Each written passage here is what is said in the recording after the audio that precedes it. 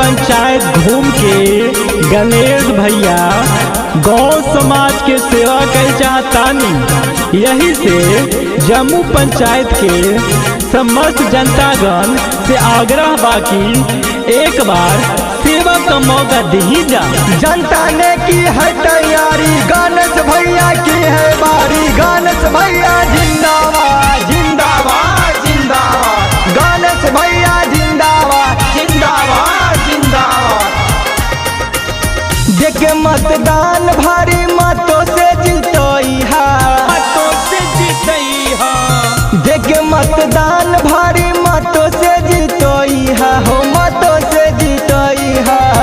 अब की गणेश भैया जी के मुखिया बनई है, अब की गणेश भैया जी के मुखिया बनई है।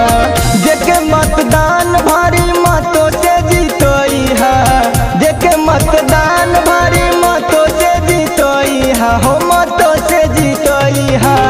अब की गणेश भैया जी के मुखिया बनई है।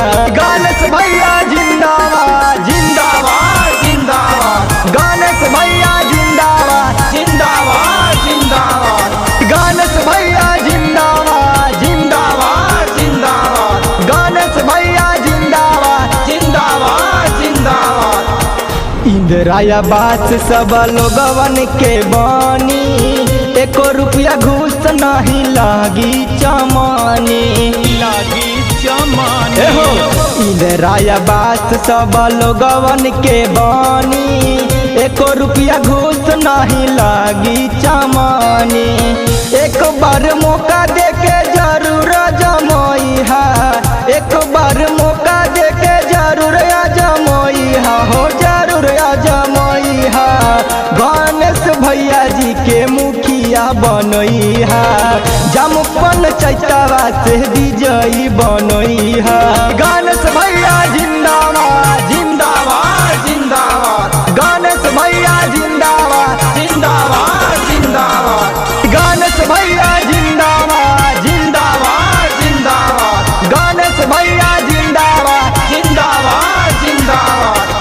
समता समानता के बाटे हो करम, जनता के सेवा कोइल बा इनका धर्म, इनका धर्म। भैया हो समता समानता के बाटे हो करम, जनता के सेवा कोइल बा इनका धर्म।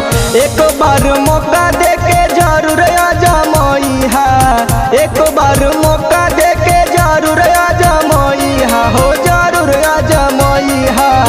गणेश भैया जी के मुखिया बनई है, जमुपन चैतवा से विजयी बनई है। गणेश भैया जिंदाबाद जिंदाबाद जिंदाबाद, गणेश भैया जिंदाबाद जिंदाबाद जिंदाबाद, गणेश भैया जिंदाबाद जिंदाबाद जिंदाबाद, गणेश भैया जिंदाबाद जिंदाबाद जिंदाबाद। निकहा की बाउर पर रखता निकले, कहाँ जाते बाट बाड़े आवे ने चले, अब हेने चले।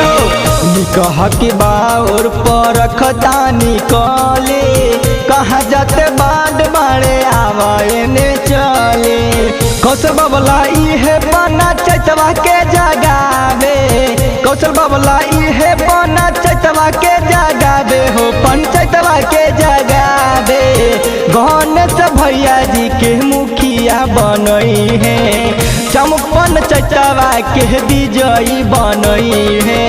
देख मतदान भारी मतों से जीतोई है, देख मतदान भारी मतों से जीतोई है, हो मतों से जीतोई है।